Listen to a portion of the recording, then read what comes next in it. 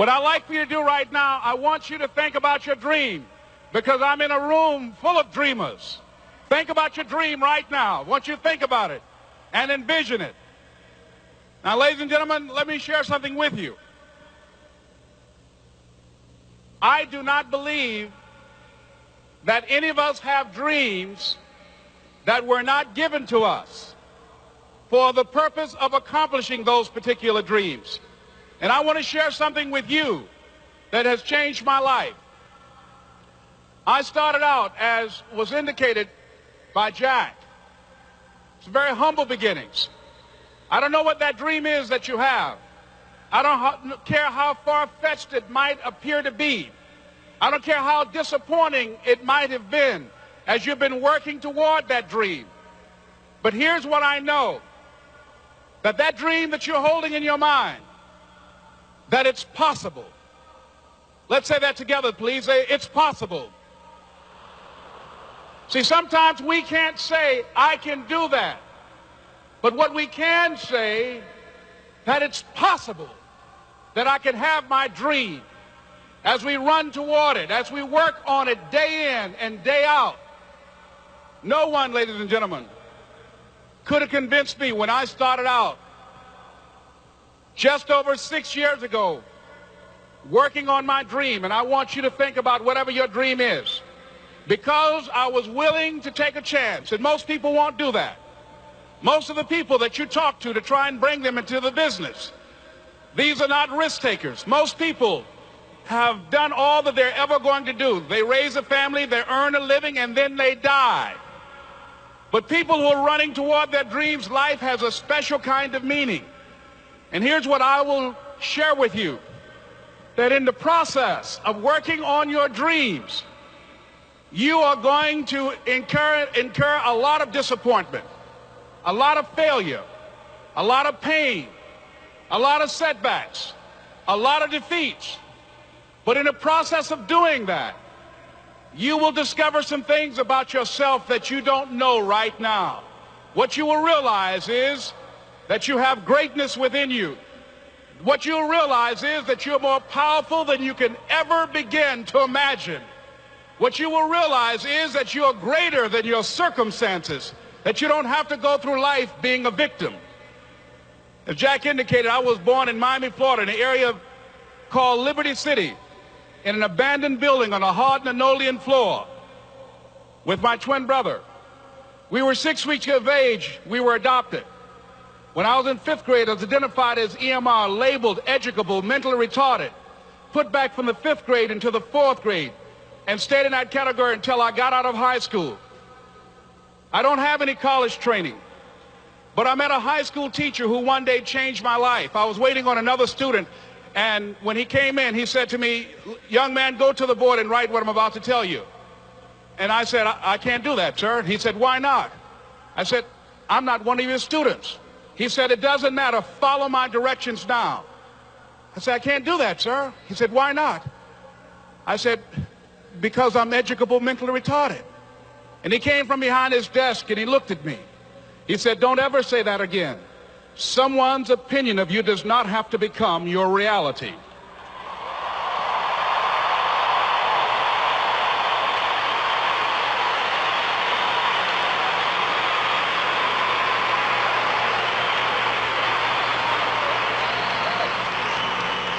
And that man, Mr. Leroy Washington, did something for me. He started planting seeds in my mind that enabled me to begin to dream, as Dexter has been doing for you. And ladies and gentlemen, I started working on my dream. And most people don't work on their dreams. Why? For many years I didn't. One is because of fear. The fear of failure. What if things don't work out? And the fear of success. What if they do and I can't handle it? The other thing is that most people, ladies and gentlemen, they get comfortable. They stop growing. They stop working on themselves. They stop stretching. They stop pushing themselves. And they end up becoming very cynical about life, and they throw in the towel on themselves, and on their families, and on their dreams. And the other thing is that most people don't feel worthy. What I'm doing now, I could have been doing years ago. But because I did not have a college education, because I didn't believe in myself, Because I allowed other people's opinion of me to control my destiny, I didn't act on my ideas. So I applaud you for your dreaming, for your running toward your dream. I applaud you for believing in yourself, because that's what life is about, stretching and challenging, looking for ways that you can begin to improve yourself. And ladies and gentlemen, as a result of stretching out, of acting on my dream, and I don't know what that dream is for you, I can tell you that it's possible. No one could have convinced me that after just over 6 years, I will have my own book entitled Live Your Dreams. Just over 6 years, I will have 5 specials on public television. Just over 6 years, I've done motivational speaking for AT&T, Procter & Gamble, McDonald's Corporation, Xerox, IBM. Just over 6 years. I will now have my own talk show that will premiere on Monday, Labor Day. I'm saying to you, your dream is possible. Your dream is possible. But not only is it important that you believe and begin to know that it's possible for you to live your dream as you run toward it, but I've done something that I want to share with you called Choosing Your Future. In fact, I've developed a set of tapes talking about how to begin to create your own reality by choosing your future. And not only is it important for you to know it's possible for you to choose your future, but it's necessary that you work on yourself, that you develop yourself. It's necessary that you get the energy drainers out of your life, people who don't want anything. It's necessary to know that everybody won't see it, that everybody won't join you, that everybody won't have the vision. It's necessary to know that a lot of people like to complain, but they don't want to do anything about their situation, that you are an uncommon breed. You know, you have to know within yourself that I can do this. Even if no one else sees it for me, I must see it for myself. That's necessary.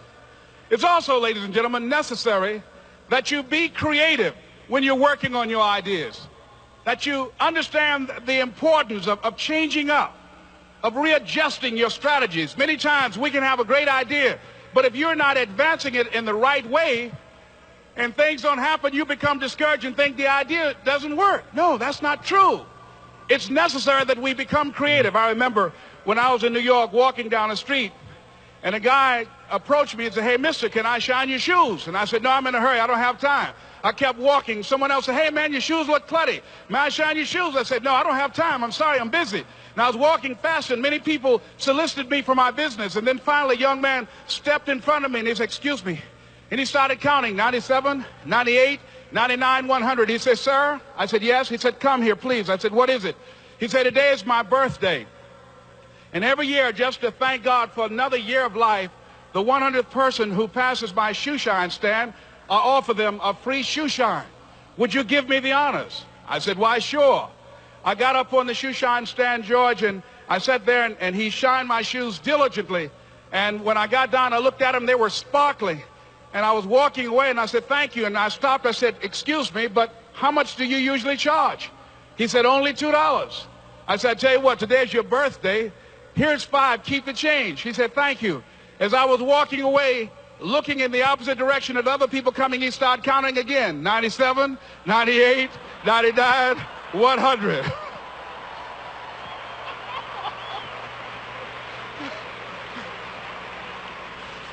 It's necessary that you be flexible, that you are always thinking of how can I improve this better. This is a customer-driven economy. It's necessary for you to always explore various ways in which you can improve the quality of service that you're providing for the people in your organization.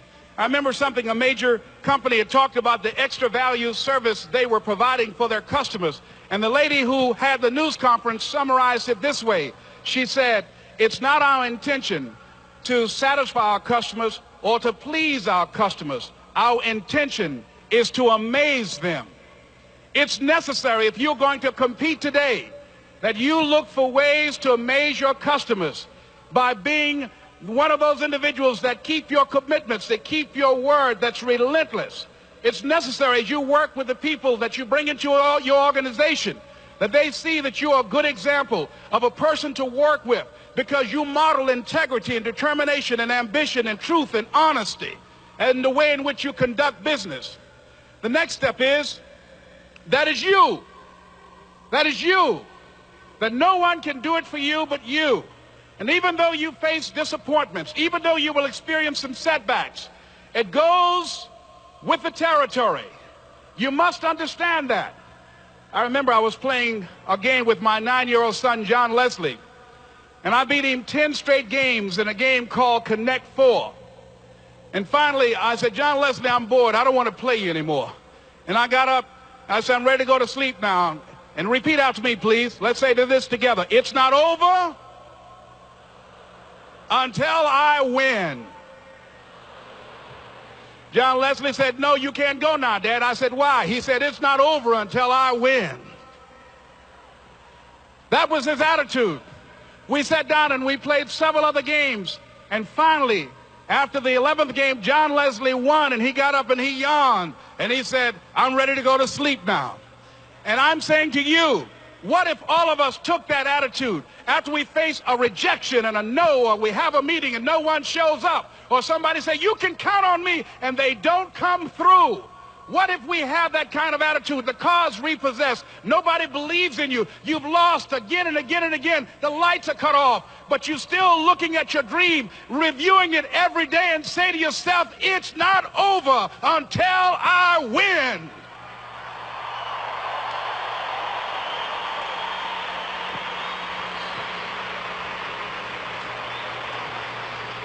Life will yield to you. Now here's the next step. Repeat after me, please. It's possible. I can live my dream. It's necessary. I work on myself. Surround myself with winners. Become creative. It's me. I've got to make it happen. It's not over until I win.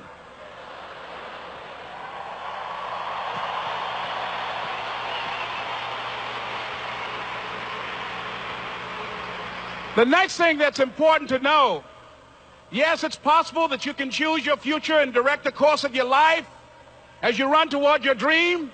It's necessary that you have goals, that you write those goals down, that you plan, that you think constantly of how you can begin to improve what it is that you're doing. If it's your presentations, if it's your recruiting skills, whatever that is, it's also necessary that you look for ways to always find a way to pull it out when everybody else thinks that you are defeated. That you've got to take personal responsibility to know that in order to become successful, you've got to make it your personal business to do it. But the next thing, ladies and gentlemen, I want to share with you that some of you already know that it's hard. It's not easy. It's hard changing your life.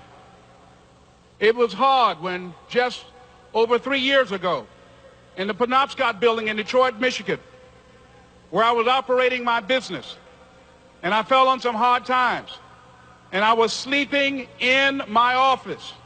It was hard coming into the lobby, and the security said, excuse me, Mr. Brown, can we see you for a moment? And I said, yes, and I walked up to the counter, and he gave me an envelope. And he said, would you mind reading it here?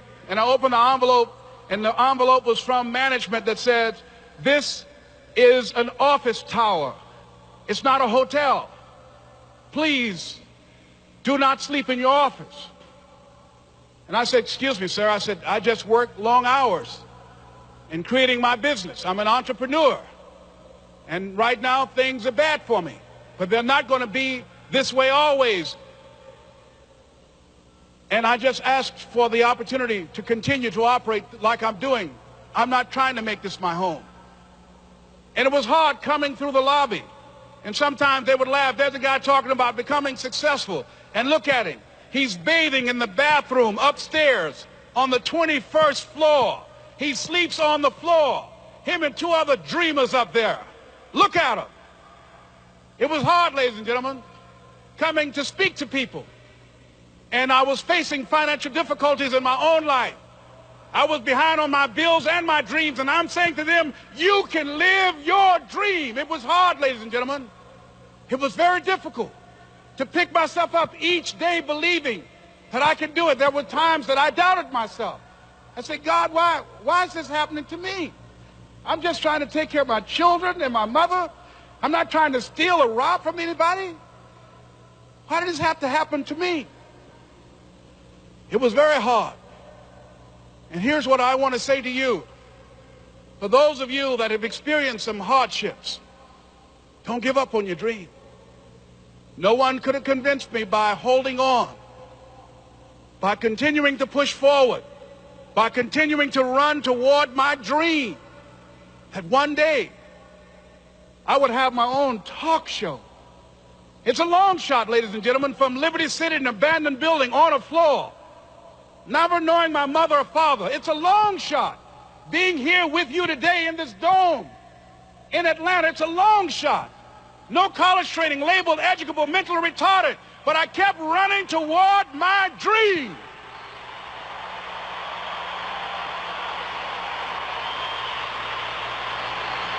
Don't stop.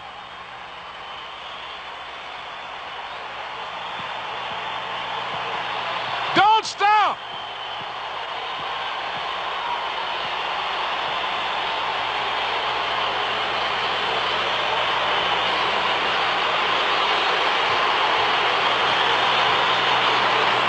Don't stop running toward your dream.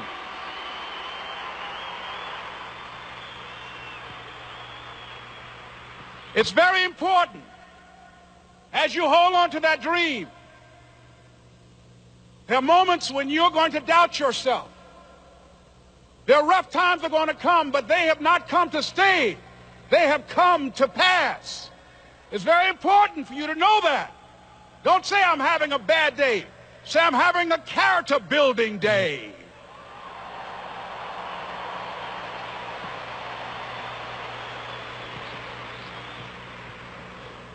It's very important for you to believe that you are the one to make this happen. I remember this high school teacher, Mr. Leroy Washington, at the end of school one June, it was just a few days before we were supposed to leave, and I just got my report card, and it indicated that I'd failed history, and I'd failed English, and I would have to go to summer school.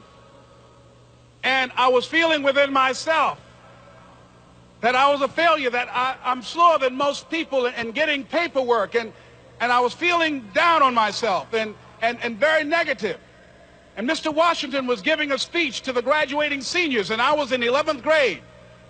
And even though I wasn't supposed to be in there, I went in there because the speech he was giving, that speech was for me. And as he talked, my heart began to beat fast. Tears began to run by my eyes, and I was in the back just listening to him because he said, and he was a very dramatic man. I still talk to him to this day. He said, as graduating seniors of Booker T. Washington High School, I want you to know that you're blessed and highly favored, and that as you go toward the future, begin to know that you have greatness within you. And if just one of you here begin to envision yourselves as being blessed and highly favored to reach your goals, if just one of you capture the essence of what that means, that you have greatness within you and a responsibility to manifest that greatness, that you can make your parents proud, you can make your school proud, you can touch millions of people's lives, and the world will never be the same again because you came this way. And the students gave him a rousing standing ovation. And as he left the auditorium, I ran down the steps and I caught him in the parking lot. I said, Mr. Washington? He said, yes. I said, do you remember me, sir? He said, no. I said, my name is Leslie Brown. My mother, she works in the cafeteria here. I'm one of the twins, Leslie and Wesley. I said, Mr. Washington, but you know, I got these big dreams. I like talking to people. I love people. I said, I want to work with people, and I got this dream of buying my mama a home. Could I do that, Mr. Washington? He said, it's possible, Mr. Brown. And as he walked away, I called him again. I said, Mr. Washington, He said, what do you want now? I said, I'm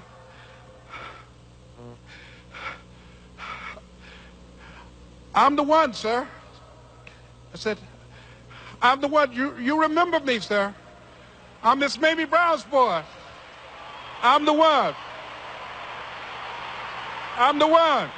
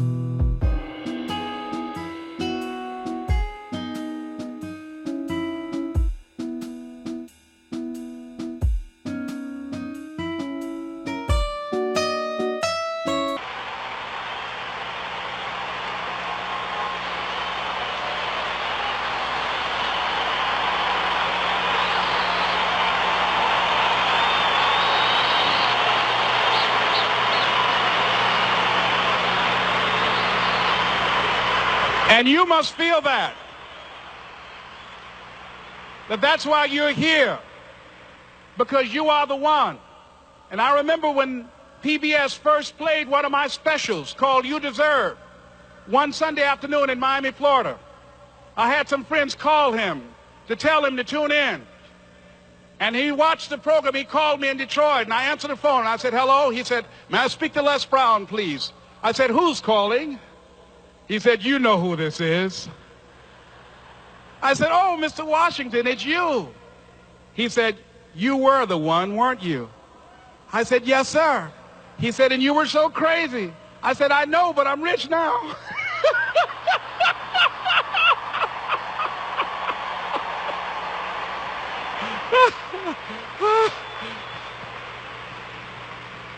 Ladies and gentlemen, it's not going to be easy. It was hard laying on the floor of the Penobscot building, looking out of the window, daydreaming, saying, Les, can you do this? Can you make this happen? I used to listen to tapes day in and day out about See You at the Top, my great friend Zig and Dennis Waitley and different other motivational speakers and Dr. Norman Vincent Peale. And Dexter saying, don't let nobody steal your dream. I used to ask myself, can I do this? And something said within me, you're the one. You're the one. And let me tell you something, ladies and gentlemen. While you're here, and before you go back home to your respective cities and communities, write down at least 5 reasons on why you deserve your dream, on why you won't give up, what's going to make you unstoppable, why you must be unreasonable, because logical, practical thinking says you can't do it today. But if you want to produce unreasonable results in your life, like living your dream and taking charge of your destiny, you've got to be an unreasonable person. You've got to be an uncommon person. So write down the reasons of why you're here. My first major goal was to buy my mother a home. And let me tell you something, ladies and gentlemen. What will reasons do, Les? Nietzsche said, if you know the why for doing, you can endure almost anyhow.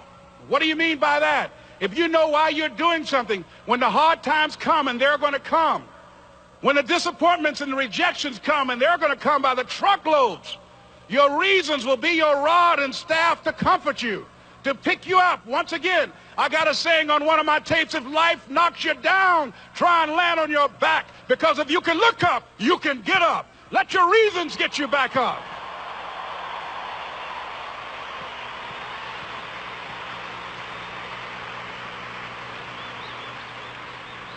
I remember when I bought the home for my mother, and she came Out of the car, when I opened the door, I said, Mom, I think I know these people in this house. That was my first major goal. And then I couldn't conceal it anymore. I said, Mom, I got this for you. And as she went from room to room, looking at the house and saying, thank you, Jesus. Thank you, Lord. No one ever could have convinced me that this could have happened to me. And she looked at me and she said, Leslie, and you caused me so much problems as a boy. You were always into stuff. She said, no one could have convinced me that day when I walked in that house and this lady was holding you and your brother. And she said, ma'am, I want you to promise me 2 things. And she said, what is it? She says, 1, promise me that you won't separate them. She said, I want them raised together. I want them to know each other. I got pregnant while my husband was away in the war, and I can't keep them. Promise me that you won't separate them. She said, I promise I won't. I've never had children. I promise I won't separate them. And she said, promise me that you'll never tell them about who I am, because if my husband ever found out, he would kill me. She said, I promise. And she said that she gave them to us, and she kind of cried, and she was walking out the door, and she looked at my adopted mother. She said, remember, don't you separate them. She said, I swear to God, I won't. I won't separate them. I'll keep them together. And she said, as I held y'all in my arms, I never had any children of my own. I didn't know how I was going to do it. But I knew with the help of God, I will do it.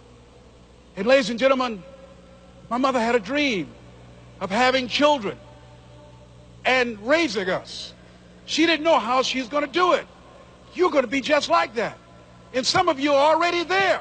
Well, you don't know how you're going to make this happen, but you just feel within yourself some way, somehow, with the help of God, I'm going to make it happen.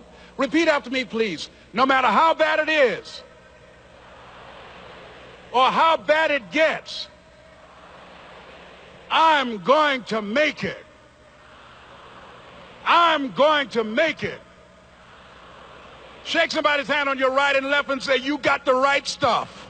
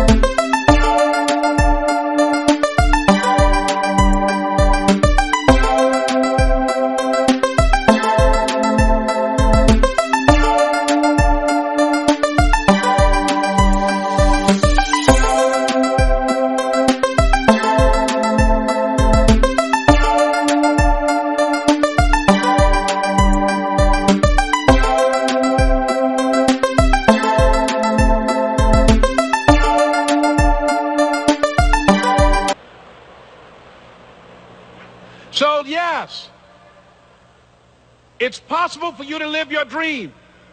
It's necessary that you associate with winners, that you work your system, that you are relentless, that you never give up. It's you. You've got to take personal responsibility. You've got to make it your personal business to make it happen. And you've got to resolve within yourself that I can do this, that it's hard, but you've got to say, I'm the one. I'm the one to make this happen. I'm the one to become successful in this business. As you work to help other people to become successful, that feeds your success. But you know it's going to be hard, but find out what will make it worth it for you. So, ladies and gentlemen, if you want to make your dream become reality, the people that are running at their dreams know that it's possible that you can live your dream. That it's necessary that you're relentless, that you have a plan of action, that you are creative. The people that are living their dream are finding winners to attach themselves to. The people that are living their dreams are the people that know that if it's going to happen, it's up to them. And they're resolving within themselves, it's not over until I win. The people that are running after their dream know they're going to have hard times. They keep on running because they're saying within themselves, I'm the one. I'm the one. No matter how bad it is or how bad it gets, I'm going to make it. The people that are running after their dreams are the people that are hungry. Shake somebody's hand on your right and left and say, you got to be hungry.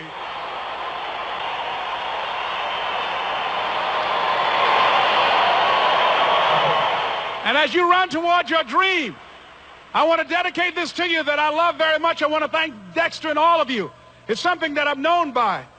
It's on our tapes called Choosing Your Future, and it says simply this, that if you want a thing bad enough to go out and fight for it, to work day and night for it, to give up your time, your peace, and your sleep for it, if all that you dream and scheme is about it, and life seems useless and worthless without it, and if you gladly sweat for it and fret for it and plan for it and lose all your terror of the opposition for it, and if you simply go after that thing that you want with all of your capacity, strength and sagacity, faith, hope and confidence, and stern pertinacity, if neither cold poverty, famish or gulf, sickness or pain or body and brain can keep you away from the thing that you want, if dogged and grim you besiege and beset it, with the help of God you'll get it. This is Mrs. Mamie Brown's baby boy, Leslie Calvin Brown, saying it's been a plumb pleasing pleasure as well as a privilege.